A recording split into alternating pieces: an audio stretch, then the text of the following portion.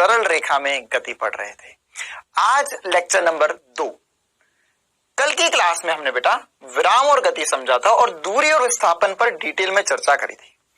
आज की क्लास में हम चाल और वेग, जो एक बहुत इंपॉर्टेंट टॉपिक है दोनों, उन पर डिटेल में चर्चा करने वाले हैं। और साथ ही साथ फिर आने वाली क्लास में त्वरण में भी एक समान त्वरण मतलब गति के समीकरण पढ़ेंगे हम। फिर गुरुत्व के अधीन गति के साथ साथ आरेखीय विश्लेषण भी हम पढ़ेंगे और लास्ट में अपेक्षित गति पढ़ेंगे। तो ये सब कुछ हम आने वाले क्लासेस में कवर करने वाले हैं। आज हम चाल और वेग पर बातें करते हैं बेटा। चलिए, तो चाल और वेग एक ही कहानी, वेग और चाल, चाल और वेग की कहानी। तो हम शुरू करते हैं चाल से, है ना। किससे शुरू करते हैं हम? चाल से। चाल होता क्या है? देखो, ये फिर से वैसी ही बात है। कुछ कक्षा 9वीं में भी हम चाल वगैरह पढ़ते हैं, छोटी क्लासेस में पढ़ते हैं, बस थोड़ा सा फील अलग लेना और क्वेश्चंस बढ़िया करने हैं हमें। तो चाल क्या होता है? इकाई समय में तय की गई दूरी को चाल कहते हैं, है ना। मतलब इकाई समय में, मतलब कि अगर मैंने समय एकांक माना, मतलब 1 सेकंड माना, तो 1 सेकंड में कितना मीटर चल रहा है तो उसकी चाल हो जाएगी। या मैंने माना 1 घंटा समय, तो एक घंटे में कितनी दूरी तय हो रही है वो उसकी चाल हो जाएगी। या 1 मिनट मैंने समय माना, एक इकाई को, मतलब एक इकाई मतलब मिनट भी हो सकता है, तो 1 मिनट में कितनी दूरी चल रहा है वो भी उसकी चाल ही होगी। तो चाल क्या होता है बेटा? चाल को हम ऐसा भी लिख सकते हैं, समय के साथ दूरी में परिवर्तन की दर को चाल कहते हैं। चाल एक अदिश राशि है ना। हमें चमका सर की चाल क्या है? दूरी बटा समय, एक अदिश राशि है। क्यों? क्योंकि जो दूरी थी, दूरी भी एक अदिश राशि थी। दूरी कैसी राशि थी? अदिश राशि थी। तो चाल है दूरी बटा समय, यह भी एक अदिश राशि। अगर हम इसके मात्रक की बात करें तो आसान सी बात है, मीटर प्रति सेकंड, या सीजीएस मात्रक की बात करें तो सेंटीमीटर प्रति सेकंड होता है। और विमाएं क्या होती है बेटा? विमा हो जाएगी m0 L1 T-1। क्लियर है? तो ये आसानी से हम विमा की भी बातें कर सकते हैं इसमें। और इंपॉर्टेंट सी बात क्या, देखो ये ऐसे कोई रॉकेट से बहुत मुश्किल बातें नहीं कर रही, ये चैप्टर कंपैरेटिवली आसान ही है। ठीक है, बिल्कुल आसान सी बात है कि अगर दूरी कभी भी कम नहीं हो सकती, या दूरी कभी भी ऋणात्मक या शून्य नहीं हो सकती। कोई भी एक वस्तु चल रही है तो चलित वस्तु के लिए अगर दूरी ऋणात्मक या शून्य नहीं हो सकती तो बेटा उसी प्रकार से मैं कह सकता हूं कि चाल कभी भी कोई भी गतिमान वस्तु के लिए या कोई भी चलित अवस्था में वस्तु है तो उसके लिए शून्य अथवा ऋणात्मक नहीं हो सकती। ठीक है, सदैव धनात्मक होती है। ये बहुत ज्यादा इंपॉर्टेंट बात है। ग्राफ वगैरह में भी हमें ऐसे ग्राफ दे देंगे, बोलेंगे देखिए ये नेगेटिव में चले गया, बताइए चाल है या वेग है। तो चाल कभी भी ऋणात्मक नहीं हो सकता। क्लियर है छोटी सी कहानी बेटा। अब इस पर हम और भी बातें करते हैं ना। इसमें से तुच्छ कोटि के चूजों को खुश करने वाले सवाल में तुम्हें नहीं करवाऊंगा कि मैं तुम्हें दूरी दे दूं, समय दे दूं और चाल पूछ लूं। वाह भाई वाह, एक वस्तु 1 किलोमीटर तय कर रही है 1 मिनट में, तो इसकी चाल बताइए। अरे बता पाओगे ना इसकी चाल? तो क्या हो गई? 1 किलोमीटर प्रति मिनट हो गई। या आप किलोमीटर को मीटर में बदल सकते हैं और मिनट को भी सेकंड में परिवर्तित कर सकते हैं। तो ऐसे छोटे छोटे से सवाल, वैसे हम बड़े सवाल करेंगे, उनके बीच में छोटे सवाल भी कवर हो जाएंगे। अब उसके अलावा हमको एक और बात समझनी है बेटा, है ना, जो वास्तविकता वाली इंपॉर्टेंट सी बात है कि यार क्या होता है यहाँ पर, ये जो मीटर प्रति सेकंड है ना, तो मीटर प्रति सेकंड तो हम उपयोग में लेंगे ही लेंगे, मीटर प्रति सेकंड तो उपयोग में लेंगे ही लेंगे।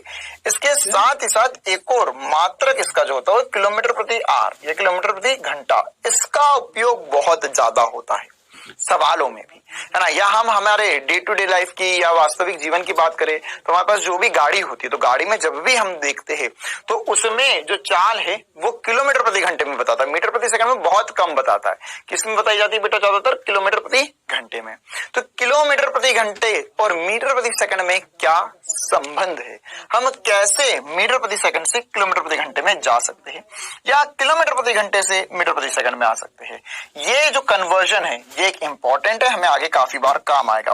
तो इसे लिखेंगे हम 1 किलोमीटर प्रति घंटा जो होगा उसको क्या लिख सकते हैं?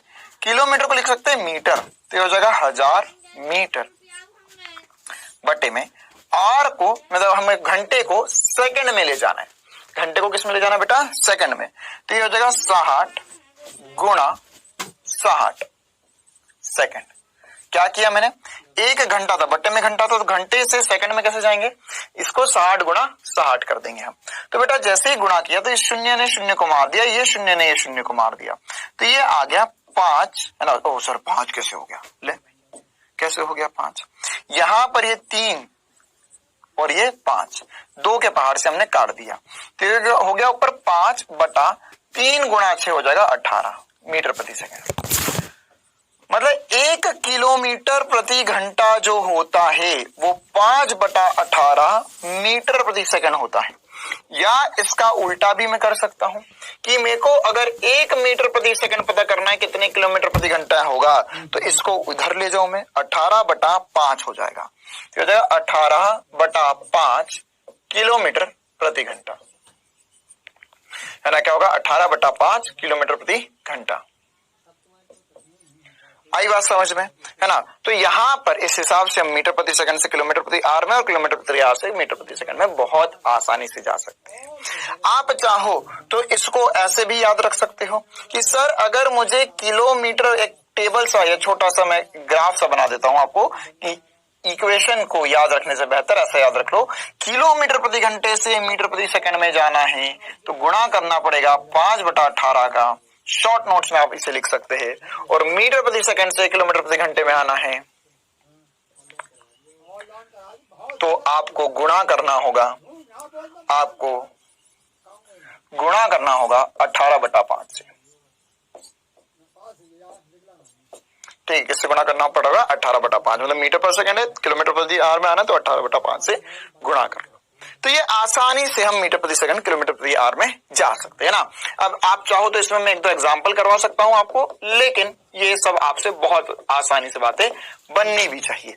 जैसे अगर सर मुझे दिया हुआ है 36 किलोमीटर प्रति घंटे से मीटर प्रति सेकंड में जाना है तो क्या होगा, से मीटर प्रति सेकंड में जाना है तो क्या होगा, 36 गुणा 5/18, तो ये हो जाएगा 2, 18 दूनी 2, 18 गुणा 2 जो होता है वो 36 होता है बेटा, तो 10 मीटर प्रति सेकंड हो गया।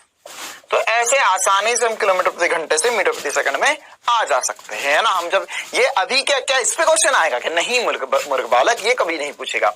आगे जब हम क्वेश्चंस करेंगे तो उसमें कभी कुछ किलोमीटर प्रति घंटे में देगा और आंसर सेकंड में दे देगा, तो वहां पर हमें मीटर प्रति सेकंड में कन्वर्ट करना पड़ेगा। ठीक है बेटा, तो ये और आगे बातें काम आएगी हमें। अब हम आगे बढ़ते हैं इसी में और चाल को लेकर इंपॉर्टेंट बातें करते हैं।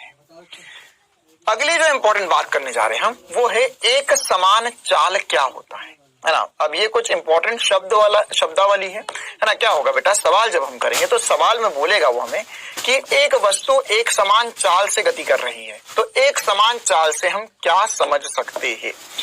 एक समान चाल से हम समझ सकते हैं कि जब कोई गतिमान कण समान समय अंतराल में समान दूरी तय करता है तो उसकी चाल एक समान कहलाती है। क्या कहलाती है भैया, एक समान चाल कहलाती है। मतलब समान समय अंतराल में समान दूरी।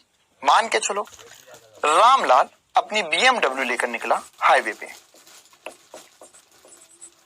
तो ये अपनी BMW से जब चल रहा था तो पहले इसने 5 मीटर तय करे, 5 मीटर तय करे 2 सेकंड में, फिर अगले 2 सेकंड में आराम से चल रहा है भैया धीरे धीरे, फिर अच्छा इसको थोड़ा सा ज्यादा कर लेते हैं, 50 मीटर कर लेते हैं। एकदम तेज चला दिया सर आपने, एक 0 लगा दी, है ना।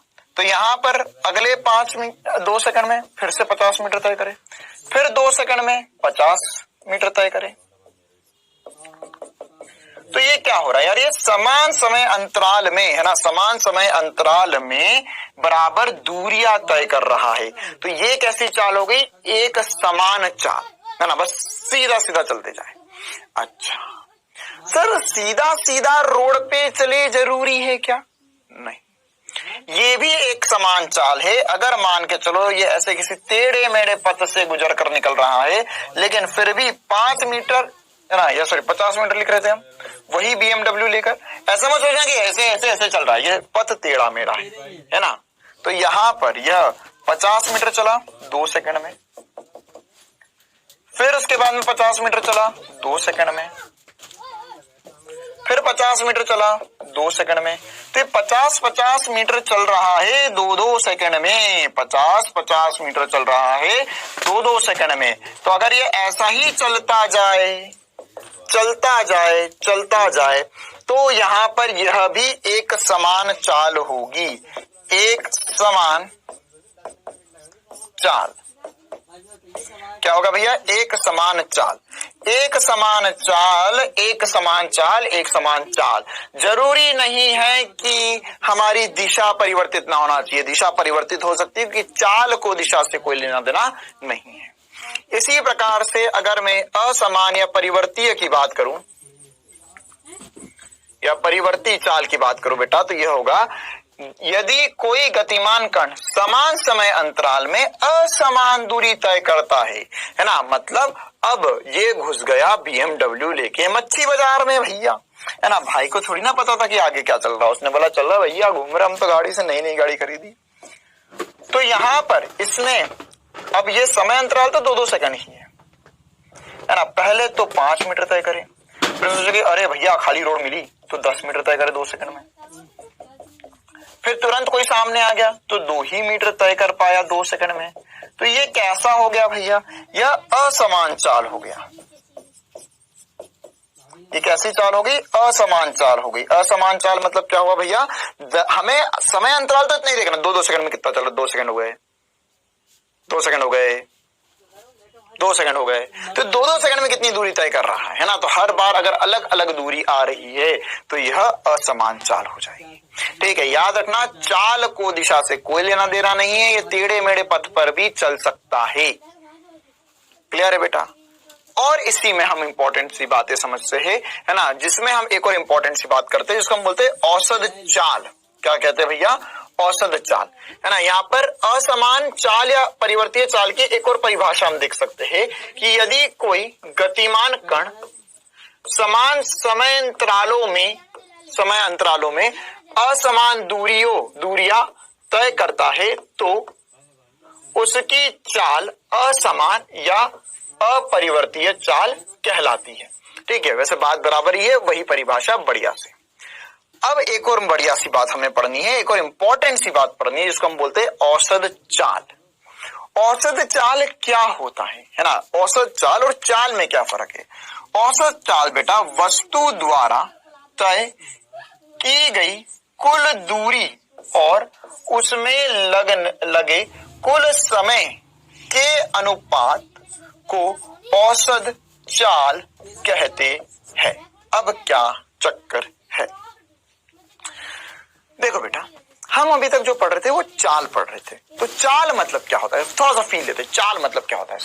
चाल मतलब होता है कि चला रुका या चल रहा है। तो यह इसमें कुछ ना कुछ दूरी होगी बटा समय, ये चाल हो गया। लेकिन अब मान के चल ये चला, फिर हो सकता है रुक गया, या वो कुछ दूरी कुछ चाल से चला, फिर अगली कुछ दूरी कुछ नई चाल से चला, फिर अगली कुछ दूरी नई चाल से चला। तो ये बार बार अपनी चाल बदलता जा रहा है ना। जैसे फॉर एग्जांपल मान के चलो तुम एक ट्रेन में बैठे, है ना, एक ट्रेन में बैठे, तुम जा रहे हो गोवा। कहाँ जा रहे हो भैया? अब सब पहुंच गए थे, है ना, बबीता भी पहुंच गई, मुन्नी भी पहुंच गया, अमलाल भी पहुंच गया, चिंटू मिंटू सब गोवा में। तो तुमने सोचा भाई हम भी चलेंगे, हम काहे पीछे रहे। तो अब तुमने सोचा हम गोवा चले। तो अगर तुम गोवा जाने लगे तो अब ऐसा थोड़ी ना होगा यार कि तुम गाड़ी में बैठे वही 50 किलोमीटर प्रति घंटे से ही चलता रहूंगा। ऐसा थोड़ी ना होगा यार। अभी तुम जाओगे गोवा तो बीच में खाली रोड मिलेगा, तो खाली रोड भगाओ अब तो। फिर बीच में हो सकता है कि मार्केट आ जाए, है ना, या भीड़ बढ़ जाए, ट्रैफिक आ जाए, तो तुम्हें धीरे करना पड़ेगी, गाड़ी को ब्रेक लगाने पड़ेंगे। तो तुम्हारी चाल जो है वो एक समान नहीं रहने वाली है, चाल परिवर्तित रहेगी। अब अगर मैंने तुमसे पूछा कि यार एक बात बताओ, तुम गोवा तो आ गए, कितनी स्पीड में आए, तो अब हो गया पंगा। अब तुम मुझे स्पीड थोड़ी ना बता पाओगे, तुम तो बोलोगे सर आ गए, पता नहीं कहीं बीच में बढ़ रही थी, कम हो रही थी, ऐसा जवाब भी नहीं दोगे तुम मुझे, है ना। तो कैसे बताओगे तुम? वास्तविकता में क्या करोगे तुम? वास्तविकता में क्या करोगे तुम? ये देखोगे कि कुल दूरी कितनी तय करी तुमने और कितना समय लिया। तो तुम मुझे औसत चाल बताकर जाओगे। क्या बताकर जाओगे? औसत चाल। ठीक है, औसत चाल का सिग्निफिकेंस समझ में आ रहा है बेटा, है ना? क्या होता है औसत चाल? कि अगर तुमने जैसे फॉर एग्जांपल ट्रेन में बैठे, तो बेटा ट्रेन चलती है, स्टेशन पे रुकती भी है, फिर चलेगी, फिर तेज चलेगी, फिर धीरे हो जाएगी। तो अगर तुम्हें एक स्टेशन से दूसरे स्टेशन में जाने के लगे, मान के जब नानी के घर जा रहे थे 10 घंटे लगे। अब दूरी कितनी है? नानी का घर है 500 किलोमीटर और लगे 10 घंटे। तो औसत कैसे निकालेंगे, है ना, या चाल कैसे निकालेंगे? वो करेंगे 500 किलोमीटर बटा 10 घंटे, तो क्या 50 किलोमीटर प्रति घंटा। तो यहां पर क्या ट्रेन हमेशा 50 से चल रही थी? क्या कभी रुकी नहीं? रुकी भी, चली भी, लेकिन जो कुल समय लगा सर वो 10 घंटे लगा। इस 10 घंटे में जिस समय अंतराल में ट्रेन रुकी थी वो समय भी जोड़ लिया मैंने, है ना, सारा समय जोड़ना है मुझे। तो यहां पर याद रखना कुल समय में जिस समय अंतराल में लगा समय, इसमें क्या जोड़ना पड़ेगा? जो जहां पर रुकी है ना, या स्थिर थी, वह समय भी हमें जोड़ना पड़ेगा। तो इस समय में वो समय जब वस्तु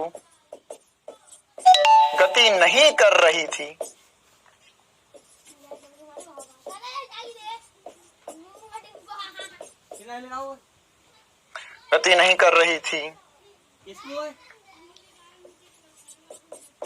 भी लिया जाता है।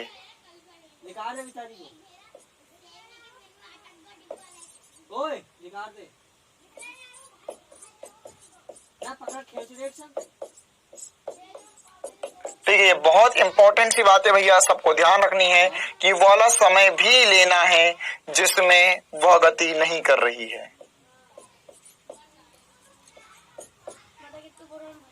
तो अब सर ये 500 बटा 50 आ गया 50 किलोमीटर प्रति घंटा, मतलब कि इसी चाल से, ये औसत चाल से मेरी ट्रेन चली थी। तो उसी प्रकार से औसत चाल की परिभाषा लिखी हमने। तय की गई कुल दूरी बटे में दूरी तय करने में लगा समय, उसे हम कहते हैं वी एवरेज या डेल्टा एस। डेल्टा एस मतलब कि तय की गई दूरी या स्थिति में परिवर्तन। डेल्टा एस को क्या लिख सकते हैं हम? स्थिति में परिवर्तन, दूरी या स्थिति में परिवर्तन।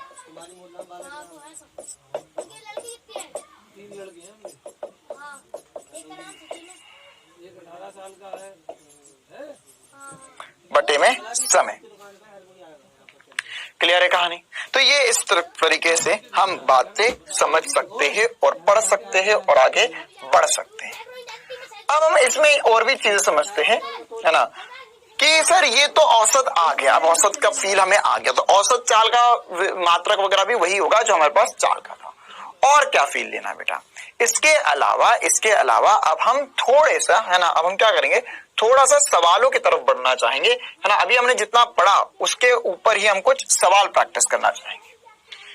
तो हमने जो पढ़ा अभी तक, हमने 2 ही बातें पढ़ी सर, कि औसत क्या होता है और पहली बात पढ़ी थी चाल क्या होता है, और मीटर प्रति सेकंड से किलोमीटर प्रति घंटे में कन्वर्जन सीखा। तो इन पर ही सवाल कर लेते हैं हम फटाफट कुछ छोटे छोटे से सवाल, है ना। अभी मैं एक टेबल्स आपको बनवा देता हूं जिसमें आपको आगे थोड़ी कम समस्या हो जाए।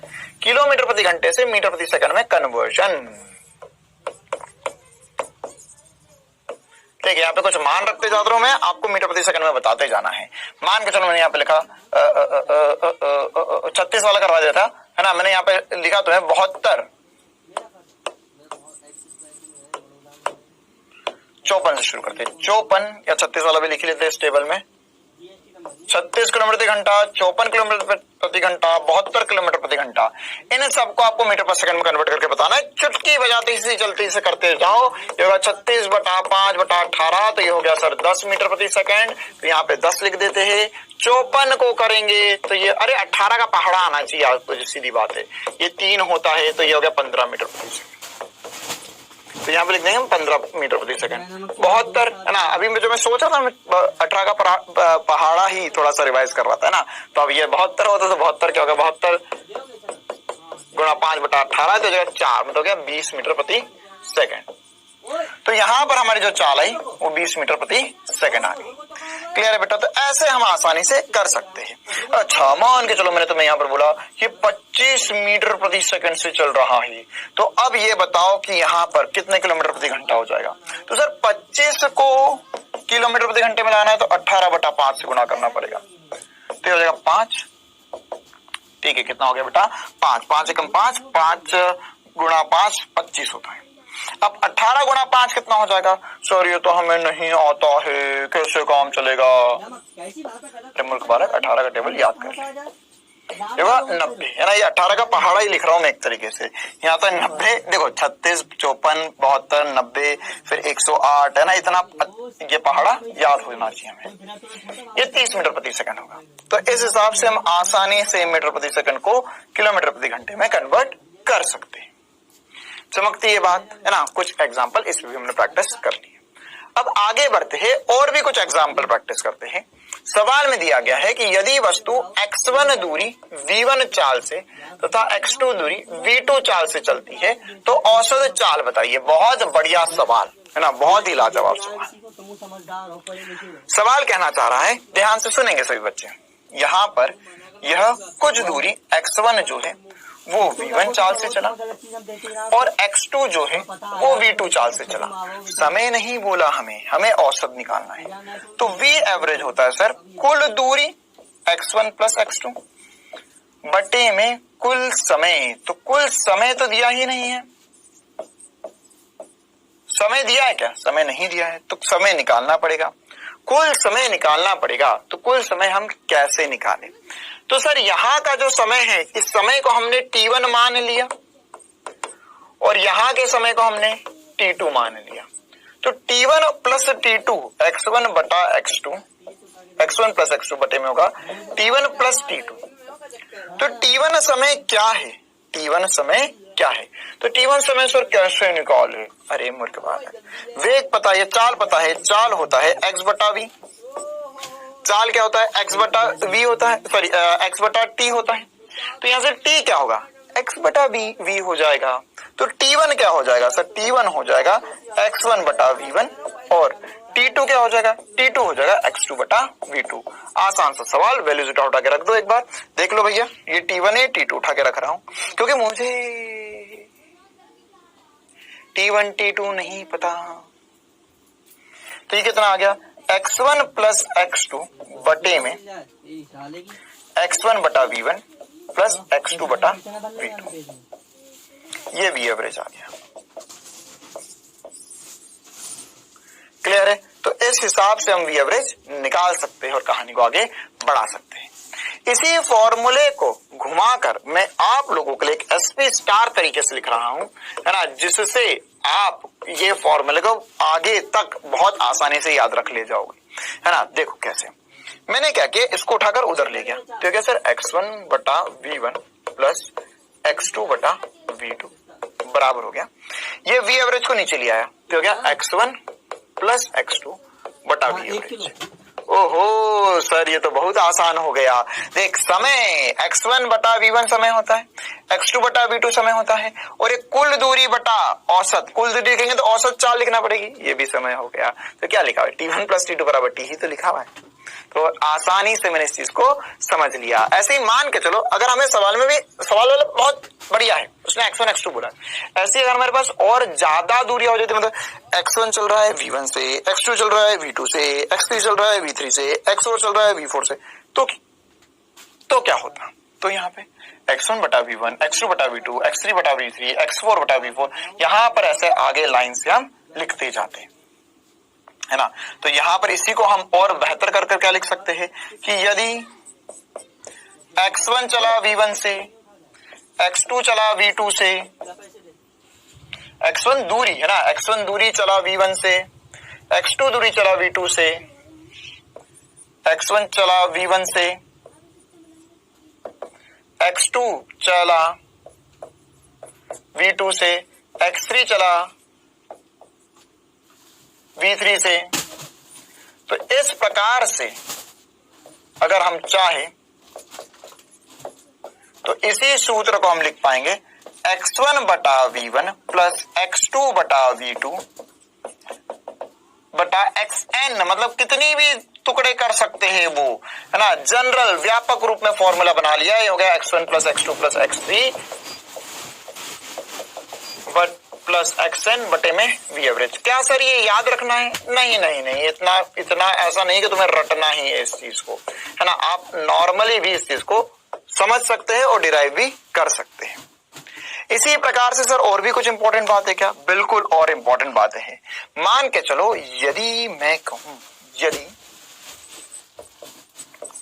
x1 बराबर हो जाता x2 की, है ना, मतलब कि वो सवाल में बोलेगा कि x दूरी चला v1 चाल से और x दूरी चला v2 चाल से, तो औसत चाल बताइए। तो कोई बड़ी बात नहीं है सर, इसमें x1 x2 को बराबर करके सॉल्व कर देते हैं। हाँ बिल्कुल कर दो। तो यहां पर क्या हो जाएगा? यहां पर हो जाएगा x बटा v1 प्लस x बटा v2 बराबर होगा x प्लस x 2x हो गया बटे में v एवरेज हो गया। तो बेटा ये x कॉमन आ जाएगा और कट जाएगा। मैं ये 2x एक x से नहीं काट रहा हूं ना, मैं x को कॉमन लिया। तो यहां पर क्या आ जाएगा? यहां पर आ जाएगा 1 बटा v1 प्लस 1 बटा v2 बराबर होगा 2 बटा v एवरेज। क्लियर है? ऐसे ही आप चाहो तो इनके लिए भी कर सकते हो। इसके लिए क्या लिखेंगे? 1 बटा v1 प्लस 1 बटा v2 प्लस 1 बटा v3 प्लस 1 बटा v4, ऐसे ही करते जाएंगे और ये हो जाएगा n। इन सबको जोड़ेंगे तो xn हो जाएगा, n टाइम्स हो जाएगा x, 5 बार 6 बार 10 बार बटे में v एवरेज आ जाएगा। तो इस सूत्र को मैं घुमाकर एक और बढ़िया सा फॉर्मूला बना के लिखना चाहता हूं आप लोगों के लिए।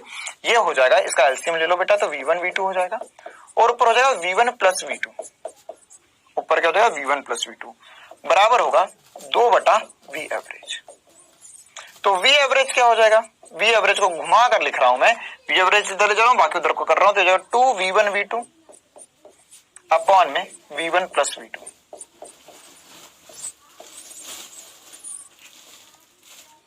क्लियर है कहानी? आया समझ में बेटा?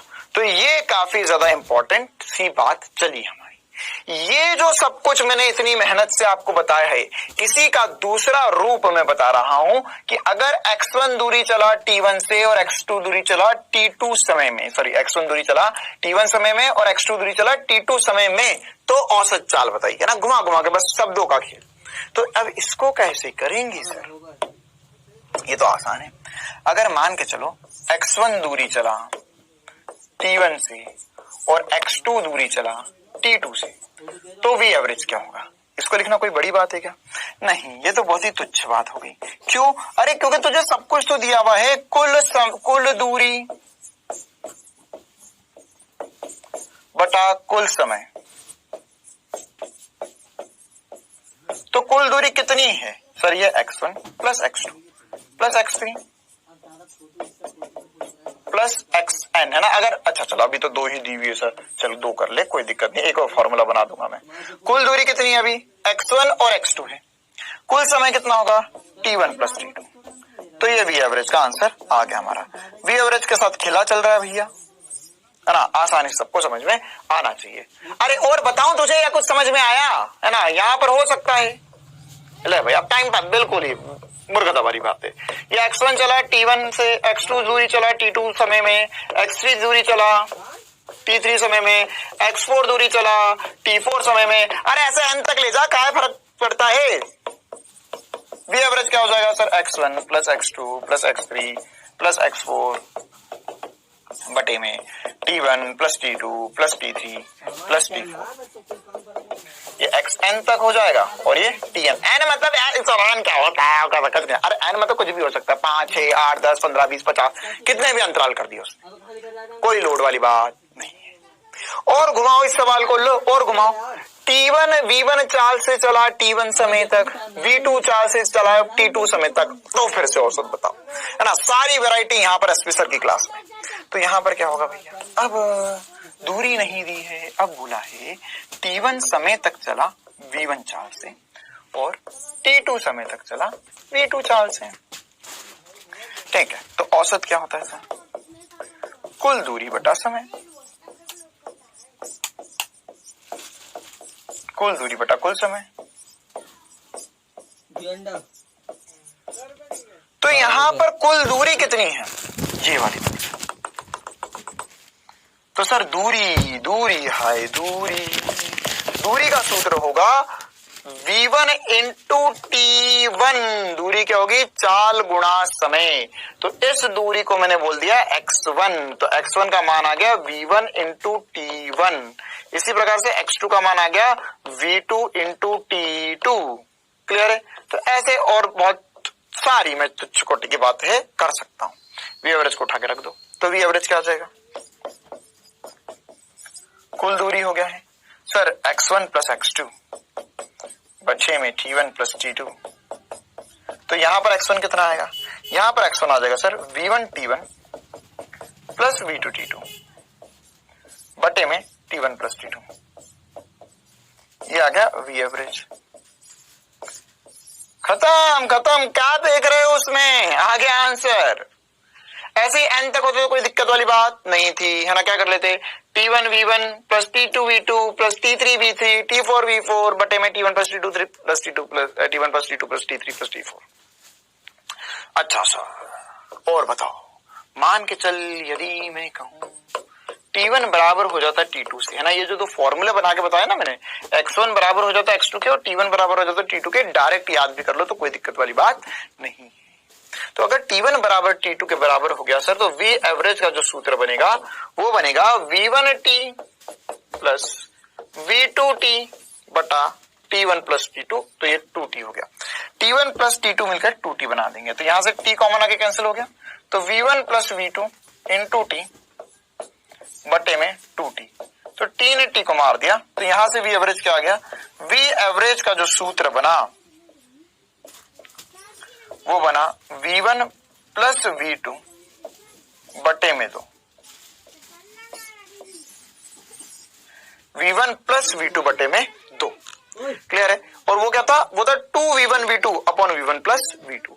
तो ये दोनों ही काफी ज्यादा इंपॉर्टेंट है, बार बार डायरेक्ट एग्जाम्स में काफी बार पूछे गए। चलो बेटा, तो ये चाल को लेकर हमने काफी सारी बातें कर ली, ठीक है? अब हम आगे बढ़ते हैं और इस पर, और है ना, अभी तक ये जो सारे क्वेश्चन करे, ये कौन से क्वेश्चन थे? ये तो मतलब न्यूमेरिकल टाइप नहीं थे, है ना? इस पर एक दो न्यूमेरिकल टाइप कर लेते हैं, फिर हम, अच्छा न्यूमेरिकल तो थे लेकिन इसका आंसर मतलब नंबर्स में नहीं आ रहा था, है ना? ऐसा कहना चाह रहा हूं मैं। तो नंबर्स वाले एक दो क्वेश्चन कर लेते हैं, फिर हम वेग के बारे में चर्चा करेंगे। आसान सा सवाल है, मतलब आसान भी है लेकिन थोड़ा सा लॉजिकल है। बोला है कि v1 3 मीटर प्रति सेकंड से एक वस्तु है जो यात्रा की आधी दूरी तय करती है v1 से। मतलब ये पूरी यात्रा थी, इसकी आधी दूरी, मतलब ये दूरी अगर x है तो ये दूरी भी x होगी। आधी या x बटा दो कर सकते हो, कोई दिक्कत वाली बात नहीं है। यहां पर ये चला 3 मीटर प्रति सेकंड से। फिर क्या हुआ? फिर हुआ कि आधी दूरी को 2 भागों में तय करा, जो बची हुई दूरी थी उसके 2 भाग करे, उसमें समान समय अंतराल में तय करता है ना? समान समय अंतराल में तय करता है।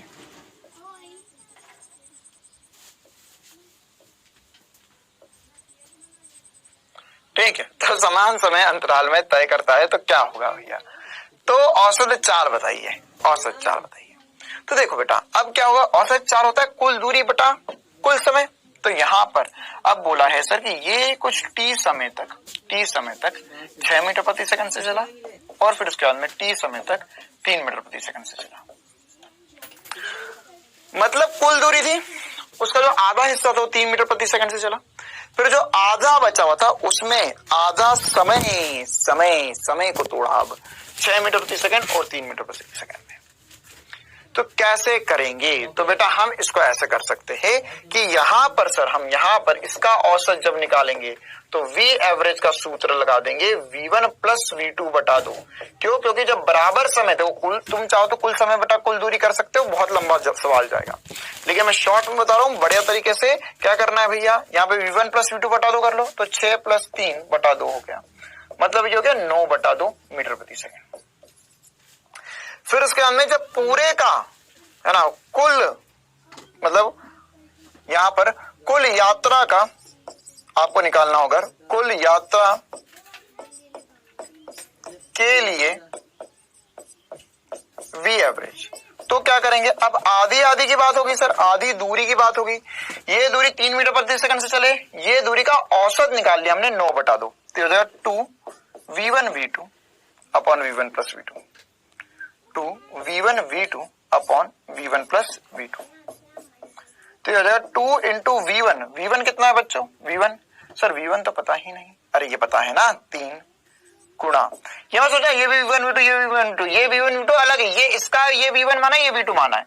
अब इसका जो पूरा औसत आएगा उसका मैं इसके साथ औसत निकाल रहा हूं, तो 9/2 बटे में 3 धन 9/2, हल कर लो जवाब आ जाएगा। तो देखो यार ये दो ने ये दो को तो मार दिया, तो 3 गुणा 9 लिखा हुआ है ऊपर, बटे में यहाँ पर एलसीएम लोगे बेटा तो ये 2 एलसीएम आएगा, यहाँ होगा 6 और 9 मतलब हो गया 15। कैसे किया दिया सर इतनी जल्दी यार, ये एलसीएम लोगा 2 आएगा है ना, तो 2 का ऊपर गुणा कर तो 6 हो जाएगा, 6 और 9 गए 15, तो 15/2 हो गया, ये हमारा आंसर है। तो 15/2 अगर आंसर आया है तो इसको हल करके मैं क्या लिख सकता हूँ? 15/2 को लिख सकता हूँ, ये 2 ऊपर चले जाएगा और इसको चाहूं तो मैं 5 लिख दूं, तो क्या 18/5 मीटर प्रति सेकंड। कितना हो गया बेटा? 18/5 मीटर प्रति सेकंड, ये मेरा जवाब है। तो इस प्रकार से आसानी से मैं ऐसे क्वेश्चन कर सकता हूं। चलो बेटा आगे बढ़ते हैं हम और इसमें वेग की बातें करते हैं और साथ ही साथ ताक्षणिक चाल की बातें करते हैं, है ना। अभी ताक्षणिक चाल और वेग इंपॉर्टेंट बातें।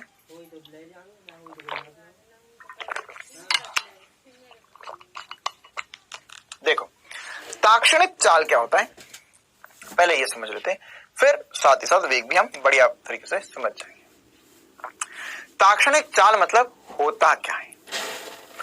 क्या है बेटा कि अभी हमने समझा औसत चाल, इस पे बहुत सारे सवाल करे। अब हम ताक्षणिक की बात करें। ताक्षणिक मतलब क्या होता है? ताक्षणिक मतलब होता है किसी भी क्षण पर, है ना। ताक्षणिक मतलब होता है किसी क्षण पर, मतलब मैंने जब देखा तब कितनी चाल थी, है ना। औसत तो क्या था? पूरी दूरी बटा पूरा समय, वो औसत था। ताक्षणिक मतलब किसी भी क्षण पर, अरे भैया इतने से चल रहे हैं, अरे भैया इतने से चल रहे हैं। मतलब जैसे हमारी गाड़ी में मान के चलो, गाड़ी में एक स्पीडोमीटर लगा हुआ होता है ना, जो हमारी स्पीड मापता है। तो अगर वास्तविकता में मैं उसका कार्यक्रम समझूं या समझूं क्या करके दे रहा है मुझे, तो वो क्या करता है? सर गाड़ी चलती रहती बताता है, अच्छा अब इतने से चल रही है, अब इतने से चल रही है, उधर जा रहे हो, हाँ इतने से चल रही है। तो वो क्या करता है? वो उस क्षण पर तुम्हें तुम्हारी चाल बताता है। तो वो वास्तविकता में क्या है बेटा? वह वास्तविकता में ताक्षणिक चाल बताता है हमको। तो ताक्षणिक चाल क्या है? समय के विशेष क्षण पर कण की चाल ताक्षणिक चाल कहलाती है। क्या कहलाती है भैया? ताक्षणिक चाल। किसी भी स्पेशली किसी भी विशेष क्षण पर, मतलब जब भी आपने देखा, ये मेरे लिए जब मैं देखा विशेष हो गया भैया। तो ताक्षणिक का फॉर्मूला क्या है या ताक्षणिक निकाल कैसे सकते हैं? देखो बेटा क्या चल रहा है यहाँ पर, मेरे पास v ताक्षणिक निकालना है। तो मुझे अभी पता चला था कि सर v होता है डेल्टा s बटा डेल्टा t, है ना। ध्यान समझ रहा हूं ऊपर क्या लिखा हुआ है। डेल्टा मतलब क्या होता है? डेल्टा मतलब होता है कि परिवर्तन, बड़ा परिवर्तन, समय में बड़ा परिवर्तन, चाल में सॉरी दूरी में बड़ा परिवर्तन। तो ये होता है डेल्टा s बटा डेल्टा t। लेकिन अगर मैं तुमसे पूछूं कि किसी भी क्षण पर बात करनी है, परिवर्तन लिखना है मुझे, लेकिन परिवर्तन किसी भी क्षण पर लिखना, बहुत छोटे समय अंतराल में परिवर्तन लिखना है, तो कैसे लिखेंगे? वो लिखा जाता है ताक्षणिक से। किससे लिखा जाता है? ताक्षणिक से, है ना। या ताक्षणिक कैसे लिखेंगे सर? वो लिखते हैं सर बेटा डेल्टा की जगह डी यूज कर। अरे बेटा अवकलन क्यों पढ़ा था? किस दिन के लिए पढ़ा था? इन्हीं दिनों के लिए तो पढ़ा था। अवकलन में मैंने आपको सिखाया था कि अगर आपको डेल्टा को जो परिवर्तन हो रहा है उसको बहुत छोटा करना है, बहुत छोटे से परिवर्तन पे बात देखनी है, तो उसे आप डेल्टा की जगह डी चिन्हित कर दो। क्या कर दो भैया? डेल्टा की जगह डी चिन्हित कर दो। तो ये वही बात है, अगर मैंने बोला v में limit delta T tending to 0 हो जाए, ये क्या लिख रहे हो सर? बेटा इसका मतलब होता है लिमिट मतलब कि जो डेल्टा टी टेंडिंग टू 0 मतलब डेल्टा टी बहुत छोटा अंतराल हो जाए। तो मैं यहाँ पर डेल्टा एस बटा डेल्टा टी को डेल्टा की जगह डी लिख सकता हूँ, तो हो जाएगा ds बटा dt। क्या हो जाएगा, ds बटा dt, या हम इसे dx बटा dt भी लिख दे, कोई दिक्कत वाली बात नहीं है। तो वही वाली बात होगी, चाल क्या था, स्थिति में परिवर्तन की दर या दूरी बटा समय, है ना। तो यहाँ पर वही किस हिसाब से दूरी तय कर रहा है, तो dx बटा dt या ds बटा dt हो जाएगा v। क्या ताक्षणिक वाली बात समझ में आई, है ना। ताक्षणिक हमको याद रखना है, ये पूछ सकता है हमसे कि हमारी गाड़ी में, है ना, या हमारे पास कोई भी स्कूटर, बाइक, कार जो भी हो, है ना बेटा, तो गाड़ी में जो स्पीडोमीटर होता है, स्पीडोमीटर क्या चीज होती है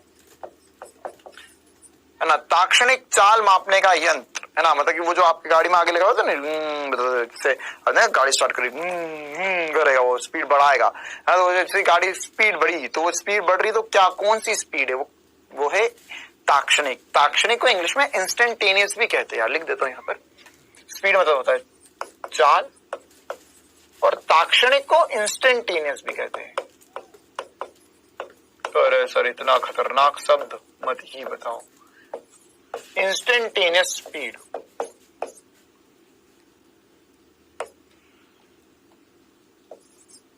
तो ये क्या हो जाएगा, गाड़ी में स्पीडोमीटर, हम लिख सकते गाड़ी में स्पीडोमीटर ताक्षणिक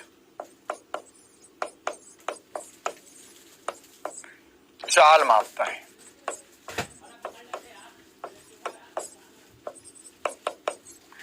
क्लियर है छोटी सी कहानी। तो ये ताक्षणिक को लेकर हमने सारी चर्चा कर ली।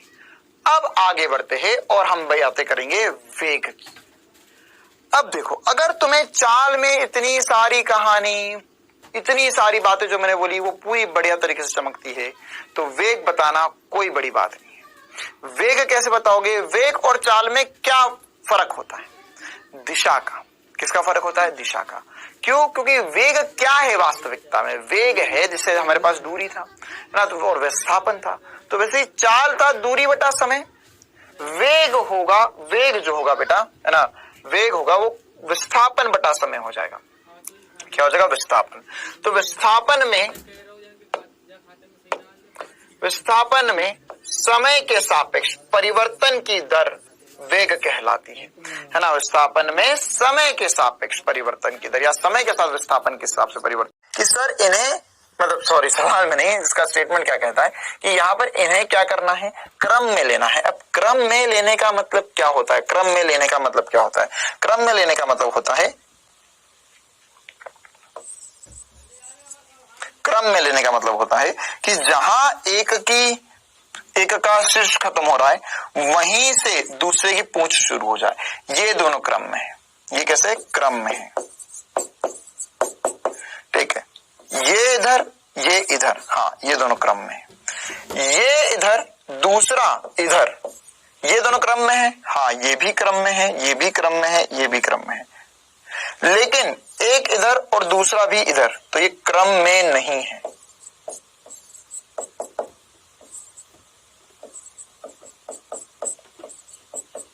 तो क्रम में कैसे होता है, जहां एक की पूंछ वहां दूसरे का शीर्ष आ जाए, तो इन्हें मैं क्रम में कहता हूं। ठीक है, चलो, तो क्रम में दिए गए दिए गए दो सदिशों को व्यक्त करती है। तो त्रिभुज की तीसरी भुजा, कौन सी भुजा, तीसरी भुजा, है ना। हमको क्या लेने का है भैया, तीसरी भुजा लेने का है। तो तीसरी भुजा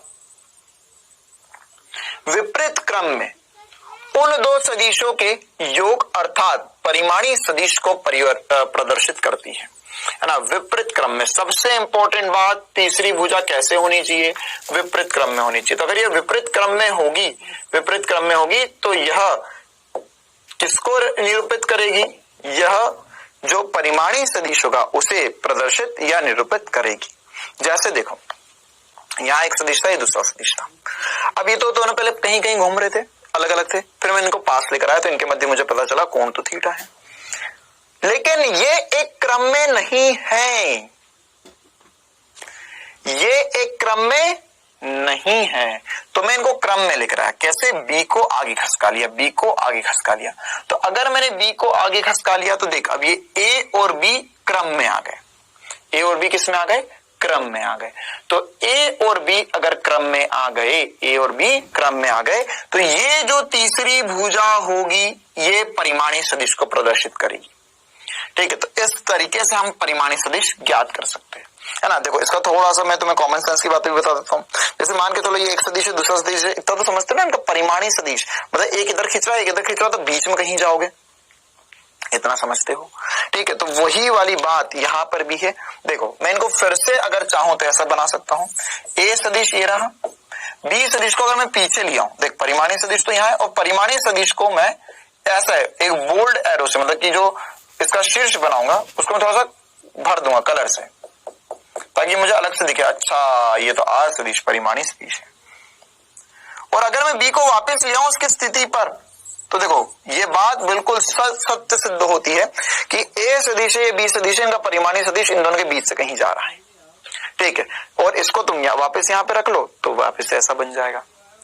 आई बात समझ में, है ना। तो ये छोटी सी बात हमें पता होनी चाहिए। अब इस पे और क्या क्या पता होना चाहिए उसके ऊपर हम चर्चा करते हैं। थोड़ा छोटा बना दे भैया, हाँ अब इसको यहां रखा जाएगा। चलो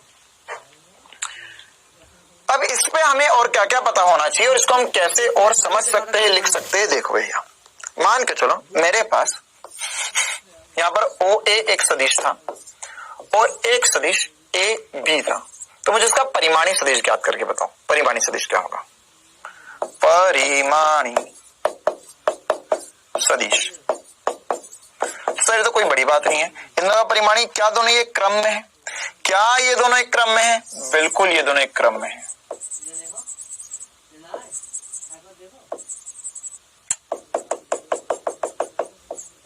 तो ये दोनों अगर क्रम में है तो मैं यहां पर लिख सकता हूं, देखो ओ ए सदिश प्लस ए बी सदिश दोनों क्रम में थे, ये बराबर होंगे ओ बी सदिश के।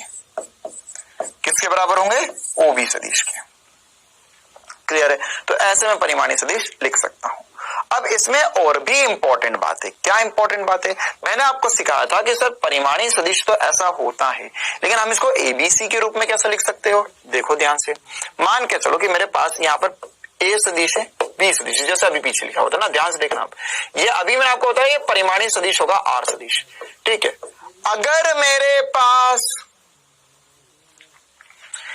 एक सदिश ये आर सदिश है, एक सदिश एक आर सदिश है, तो ये वाला सदिश जो इसकी विपरीत दिशा में होगा ये माइनस आर सदिश होगा। अरे बोल सकता हूं ना, ये आई कैप तो ये माइनस आई कैप, जे कैप तो माइनस जे कैप, ये आर तो ये माइनस आर। तो यहां पर ये माइनस आर सदिश है ना, क्या है? माइनस आर सदिश। तो देखो ध्यान से, मैं इस माइनस आर सदिश को अभी के लिए सी सदिश बोल देता हूं, ऐसे ही बोल दिया, हमारा मन कर रहा था। तो देखो ध्यान से, मैं यहां पर लिख सकता हूं सर ए सदिश प्लस बी सदिश जो होगा वो आर सदिश के बराबर होगा। अरे होगा ना, ए सदिश प्लस बी सदिश ये किसके बराबर है? आर सदिश के बराबर। मैं चाहूं तो इसे लिख सकता हूं ए सदिश प्लस बी सदिश माइनस आर सदिश, माइनस आर सदिश शून्य होना चाहिए। क्या होना चाहिए? शून्य होना चाहिए। मैं तुम्हें सोचने का आसान तरीका सिखा रहा हूं। ए सदिश प्लस बी सदिश माइनस आर सदिश क्या हो गया? शून्य सदिश हो गया। तो मैं चाहूं तो इसे ऐसा भी लिख सकता हूं। कैसा लिख सकता हूं सर? माइनस आर सदिश को तो आपने सी बोल दिया है, तो ये हो गया ए सदिश प्लस बी सदिश प्लस सी सदिश जो होगा वो शून्य होगा। ठीक है, सी सदिश का होगा, एक बार इसको मैं बनाकर बता रहा हूं। देखो ए सदिश ये रहा, बी सदिश ये रहा, सी सदिश कहां होगा? माइनस आर है, तो आर इधर से इधर था तो सी इधर से इधर होगा, ये सी सदिश है। मतलब क्या पता चला? अरे देख ले ध्यान से, ये आर सदिश है, ये माइनस आर सदिश इधर होगा, तो सी सदिश क्या होगा? सी सदिश इधर की तरफ होगा, है ना। कमेंट लिख मत देना सर क्या बात बोल रहे हो, है ना। 4 बार बोली मैंने एक बात, ये आर सदिश है, ये माइनस आर सदिश होगा, आर इधर होगा तो माइनस आर इधर होगा, तो माइनस आर को मैंने सी बोल दिया। तो मैं चाहूं तो ये जो त्रिभुज का नियम है उसको ऐसे भी समझ सकता हूं, ऐसा भी कहीं जगह समझाया जाता है, और ऐसा भी समझ सकते हैं कि अगर, है ना, अगर तीन सदिश क्रम में अगर तीनों ही देखना है, तीनों क्रम में, ए बी सी तीनों क्रम में, तो क्रम में त्रिभुज की कि तीनों भुजाओं को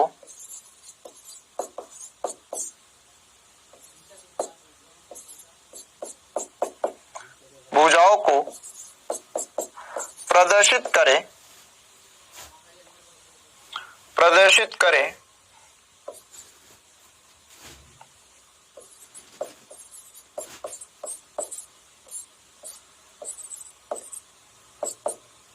तो ए सदिश प्लस बी सदिश प्लस सी सदिश शून्य होता है। बहुत इंपॉर्टेंट सा रिजल्ट, इससे हम डायरेक्ट चीजें समझ सकते हैं ना। कैसे, देखो एक एग्जांपल और करवा देता हूं इस पे। मान के चलो मेरे पास ये P सदिश था, Q सदिश था और ये यहां पर R सदिश था। तो क्या मैं ऐसा लिख सकता हूं कि P सदिश प्लस Q सदिश प्लस R सदिश शून्य होगा? क्यों? क्योंकि तीनों एक ही क्रम में लिए गए हैं। अगर मेरे को ऐसा बोलता ये X सदिश है, ये Y सदिश है और ये Z सदिश है, फिर मुझसे पूछेगा कि तीन में से कौन सा स्टेटमेंट सही है। मुझे चार स्टेटमेंट बोल देंगे, तीन चार स्टेटमेंट बोल देंगे, वो बोलेंगे इनमें से क्या सही है। तो देखो भैया क्या लिख सकते हैं, पहले तो ये ढूंढो कौन दो क्रम में है। ध्यान से समझना आप कैसे करेंगे हम, कौन दो क्रम में, सर Y और Z क्रम में है। तो Y सदिश प्लस Z सदिश, ये देख अगर X इधर क्रम में होता तो मैं लिखता प्लस X सदिश, लेकिन X विपरीत क्रम में है तो इसे मैं माइनस X सदिश बराबर शून्य लिख सकता हूं। बात बराबर ही है। तुम ऐसा समझ लो कि Y सदिश प्लस Z सदिश जो है सर वो X इसका परिमाणीय सदिश है, विपरीत दिशा में, तो ये भी लिख सकता हूं मैं। क्या लिख सकता हूं? X सदिश जो होगा वो Y सदिश प्लस Z सदिश है, वही तो वो लिखा हुआ है। अरे उधर ले जा। तो यहां पर ये ऐसा भी समझ सकते कि Y और Z क्रम में है, X विपरीत क्रम में है। Y और Z क्रम में है, X विपरीत क्रम में है, तो X उनका परिमाणीय सदिश होगा। या मैं चाहूं तो ऐसा भी लिख सकता हूं कि ये तीनों एक क्रम में जाते लेकिन ये विपरीत में चले गया, इसलिए मैंने इसको माइनस लगा दिया। दोनों तरीके से सोचना आना चाहिए, जो अच्छा लगता है वैसा समझ ले, है ना। क्या कि यहाँ पर X Y और Z एक क्रम में है, X विपरीत क्रम में, तो ऐसा कर समझ लिया। अच्छा सर ये दोनों एक ही क्रम में, तो X भी अगर इधर ही होता तो प्लस X बराबर 0 लिखता, लेकिन X नेगेटिव में है तो माइनस X बराबर 0 कर दिया। जैसी इच्छा हो वैसे समझ लो, है ना। वैसे आपको मुझे लगता है वाला तरीका ज्यादा अच्छा लग रहा होगा कि सर ये दोनों एक से ये विपरीत में, तो इसको बराबर X कर दिया ना। जो दो क्रम में उनको जोड़ दो और जो विपरीत में उसके बराबर कर दो, ठीक है। तो ये रिप्रेजेंट करने का तरीका होता है, ठीक है।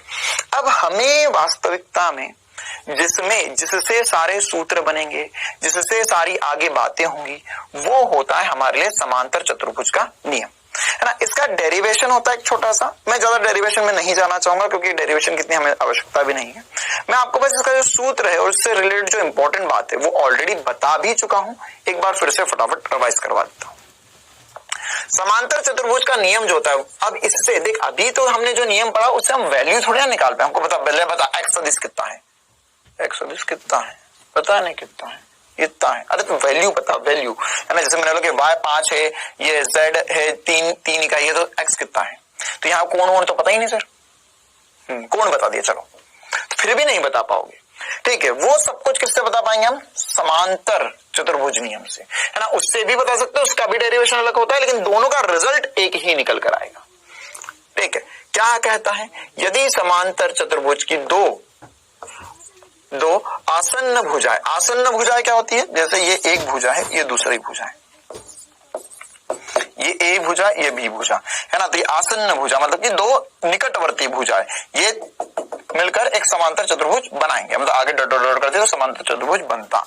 तो बोला कि आसन्न भुजाएं किन्हीं दिए गए दो सदिशों को प्रदर्शित कर रही, लो दो सदिशों को प्रदर्शित कर रही है, तो उनके परिच्छेद बिंदु से परे गुजरने वाले समांतर चतुर्भुज का विकर्ण। देख समांतर चतुर्भुज के दो विकर्ण होंगे, एक इधर होगा तो लेकिन इनके परिच्छेद बिंदु से गुजरने वाला, तो ये जो विकर्ण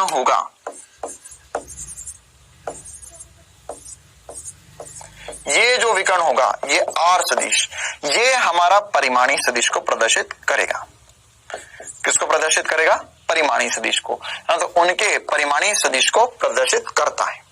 ठीक है, कैसा किया मैंने, अगर ए है बी है तो अगर ये समांतर चतुर्भुज की दो भुजाओं को, है ना, और कौन सी भुजा है, आसन्न भुजा है, मतलब कि निकटवर्ती या एडजेसेंट बोलते हैं इंग्लिश में से, तो उनका जो परिमाणीय सदिश होगा वह इसके विकर्ण से प्रदर्शित होगा। तो विकर्ण कितना है सर जी, तो विकर्ण है बेटा आर सदिश जो होगा अंडर रूट ऑफ, है ना, मतलब मैं आंसर बता रहा हूं तुम्हें सीधे, चाहो तो उसको डिराइव कर लो, यहाँ पे ऐसा परपेंडिकुलर बनाओ और पूरा डेरिवेशन वेरिएशन करना पड़ता है। ठीक है, तो हम उसमें नहीं जाना चाहेंगे, हम इतना मान रहे कि यहाँ पर इनके मध्य कोण ए सदिश और बी सदिश के मध्य कोण थीटा आर सदिश, मतलब कि परिमाणीय सदिश का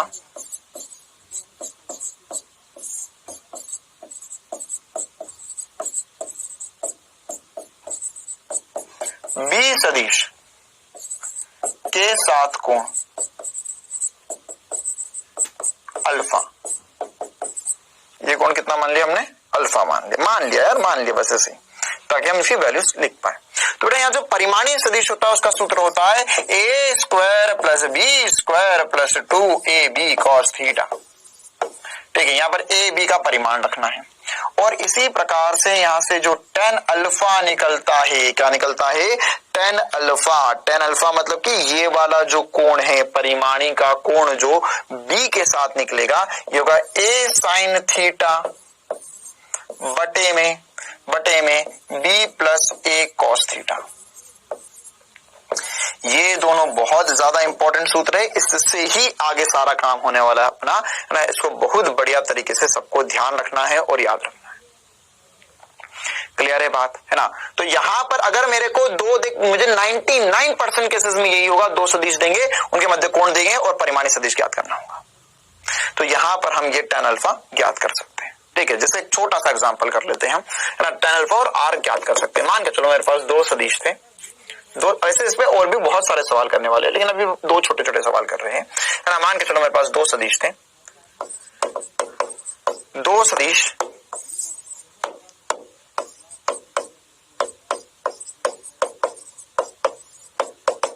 जिनका परिमाण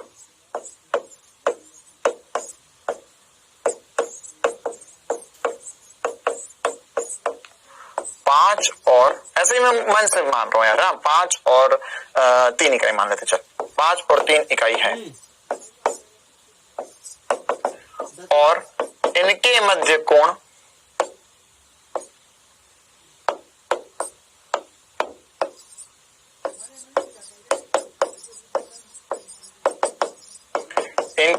कोण 60 डिग्री है, तो परिमाणी बताइए, परिमाणी। तो देखो बेटा कैसे करेंगे, एकदम आसान सा सवाल लिया केवल प्रैक्टिस के लिए। तो मैंने बोला आर परिमाणी होता है वर्गमूल a square plus b square plus 2ab cos theta. तो यहाँ पे a कितना है, 5 है, b कितना है 3 है, plus 2 into 5 into 3 into cos 60। इससे हम आसानी से परिमाणी ज्ञात करके आंसर निकाल सकते हैं। तो ये हो जाएगा सर वर्गमूल 25 प्लस 9 प्लस 2 गुणा 5 गुणा 3 गुणा 1/2, cos 60 1/2 होता है, 2 से 2 कट गया। तो ये हो गया बेटा वर्गमूल सर 25 धन 9 धन 15, है ना। तो कितना हो जाएगा देखो, 25 30 40 40 39 हो गया, 49 हो गया, सॉरी, वर्गमूल 49 इकाई मेरा आंसर आ गया। इकाई क्यों लिख देता हूं बार बार, क्योंकि मुझे नहीं पता सेंटीमीटर है, मीटर है, न्यूटन है, क्या है, तो इकाई लिखते हैं, कुछ भी हो सकता है वो। क्लियर है, एक बार कैलकुलेशन चेक कर लेते हैं, है ना। ये 25 और 15 जोड़ोगे तो 30 40 39, ठीक है ना। हाँ, तो इसको क्या लिख सकते हैं सर, इसको हम लिख सकते हैं, ये हो जाएगा यहां से 7 इकाई। और इसका वर्गमूल 39 मतलब कितना होता है, रूट 49 मतलब क्या होता है 7, 7 का स्क्वायर जो होता है वो 49 होता है। तो ऐसे आसानी से हम चीजें कर सकते हैं। हमसे यह भी पूछ सकता था, है ना, आखिरी सवाल ही कर रहे हैं हम आज की क्लास का, ये हमसे यह भी पूछ सकता था, है ना, अब देखना, अब आएगा मजा। 5 इकाई वाले सदिश के साथ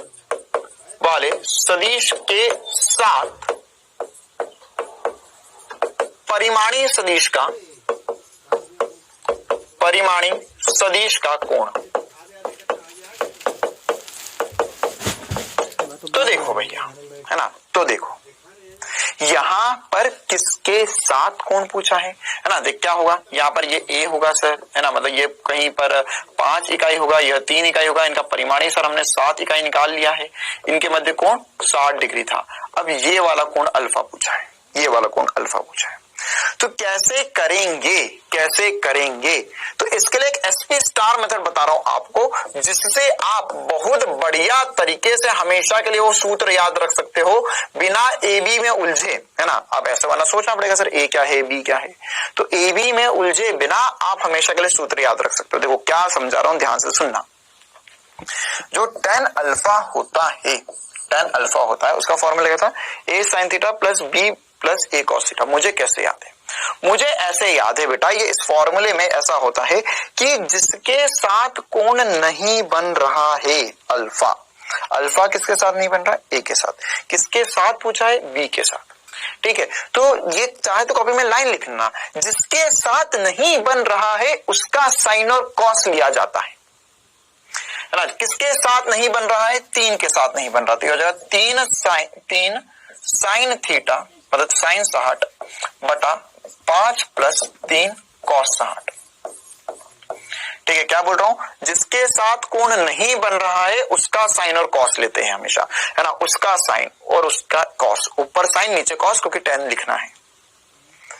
आया तो बताओ भैया, मजे आए। तो साइन थीटा कितना होगा, √3 बटा 2 हो जाएगा सर, है ना, बटे में 5 प्लस 3 गुणा ये हो जाएगा 1 बटा 2। तो उसको हल कर हम थोड़ा बहुत आंसर निकाल देते हैं, ये हो जाएगा 3√2, अजीब सही कोण आएगा, कोई दिक्कत नहीं है ना। तो जब 10 और 3 13 कर ले, कॉपी पे पेन चला ले, ये 3 से 3 मत काट देना ना, ये √3 लिखा हुआ है, 13 लिखा हुआ है, 3 से 3 कट गया, बहुत बढ़िया, √3 आ गया, 60 डिग्री हो गया। ऐसा तो नहीं कर लेते कभी, ये 3 से 3 काट दो सर, तो ये आ गया √3 होता 60 डिग्री आ गया, बहुत ही बढ़िया, बहुत ज्यादा तेजस्वी और मेधावी छात्र हो गए हो। तो कहां से आते हैं इतने तेजस्वी लोग, ठीक है। तो ये बस आंसर आ गया हमारा, बस गंदा दिख रहा है, दिखने दे गंदा, वो भी ऑप्शन में से गंदा ही देगा। अभी देखा ना, एक में दिया था tan इनवर्स 1 बटा 2, ठीक है।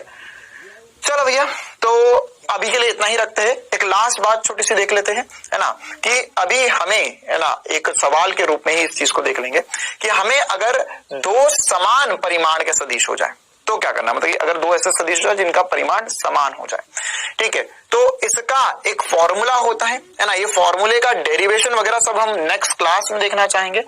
एक लास्ट ये सवाल के रूप में ही बात देख लेते हैं। तो यहाँ पर बोला है 5 इकाई के समान परिमाण के 2 सदिश दिए हुए, इसका फॉर्मूला मैं आपको नेक्स्ट क्लास में डिराइव करूंगा कि अगर परिमाण समान हो तो क्या करते हैं। तो वो जाता है √a², अभी तो यही कर लेते हैं, b² plus 2ab cos theta. तो यहाँ पे a कितना है, a है सर 5, b कितना है 5 है, 2 × 5 × 5 × cos 60।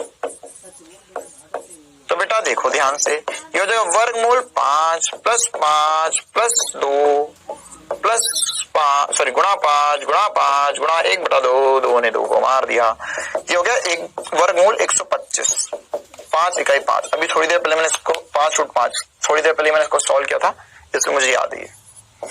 अरे अभी करा ना, 5 का वर्ग 25, 5 का वर्ग 25 और ये 25, तो 125 का वर्गमूल 5√5। तो ये सारे सवाल आज के लिए इतना ही रखते हैं, ये सारे सवाल इंपॉर्टेंट थे, हमें इससे जुड़ी और भी बातें करनी थी, लेकिन अभी हमारे पास थोड़ा सा समय खत्म हो रहा है। हम अगली क्लास में इसमें देखेंगे कि अगर इनके मध्य कोण थीटा 90 डिग्री होता है, 45 डिग्री होता है, या 180 डिग्री होता है, या 0 डिग्री होता है, तो कैसे हम परिमाणी का कुछ नया फॉर्मूला बना सकते हैं और इनका परिमाण कहां से कहां तक हो सकता है। तो इन्हीं सब पे चर्चा बेटा हम नेक्स्ट क्लास में करेंगे। अभी 2 सवाल दे रहा हूं क्विज के रूप में, जल्दी से इनके जवाब बता दो। क्विज का पहला सवाल आपके सामने, चित्र अनुसार आपको बताना है क्या सही होगा।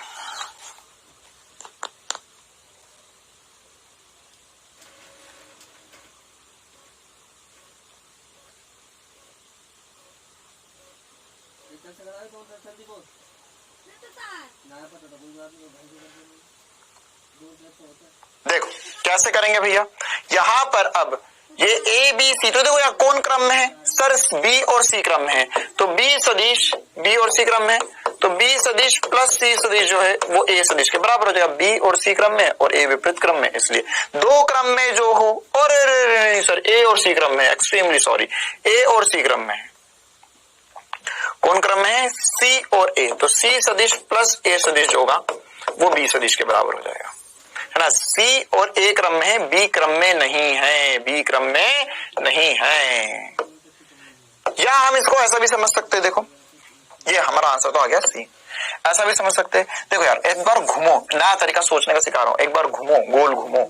अब घूमते वक्त जो क्रम में आ जाए उनको प्लस ले लेना, जो विपरीत क्रम में आ जाए उनको माइनस ले लेना। तो इधर घूम रहा हूं तो ए, बी विपरीत में आ गया तो माइनस बी, और सी बराबर 0 हो गया।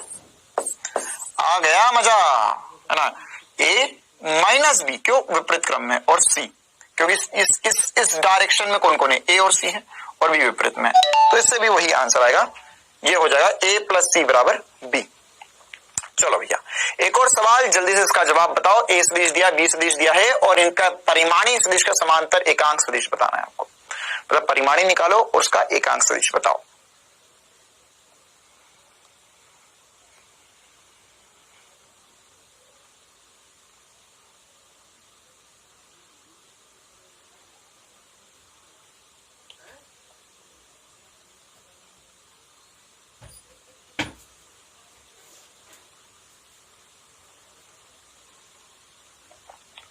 आसान सवाल है, किसी का भी गलत नहीं होना चाहिए।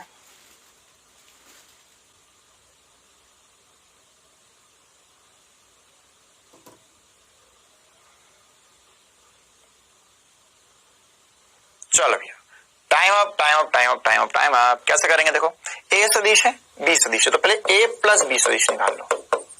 ए प्लस बी सदिश क्या हो जाएगा, जोड़ो, तो 4 माइनस 1, माइनस 1 क्यों कर रहा हूं, क्योंकि यहां पर नेगेटिव है, अरे -1 है ना। फिर +3 प्लस 3 जे कैप प्लस 6 माइनस 8 के कैप। क्लियर है बेटा, तो क्या हो जाएगा यहां से, देखो इसको जोड़ोगे हो जाएगा सर 3 आई कैप प्लस 6 जे कैप प्लस 2 की कैप। तो यहां पर मेरा आंसर आ चुका है, लेकिन इसके जैसे तो सर 2 ऑप्शन है। क्यों, क्योंकि अभी मैंने परिमाणी सदिश थोड़ी ना निकाला है। परिमाणी सदिश कैसे निकालेंगे, ए प्लस बी का परिमाणी सदिश, जिसे मैं सी बोल देता हूं यूजुअली, है ना, मैं सी बोल देता हूं, ये सी सदिश मान लो। अरे ए प्लस बी को सी बोल दिया, मान लिया ऐसे ही, है ना। तो सी सदिश क्या हो जाएगा, इसका परिमाणी हो जाएगा सर √3 का वर्ग धन 6 का वर्ग धन 2 का वर्ग।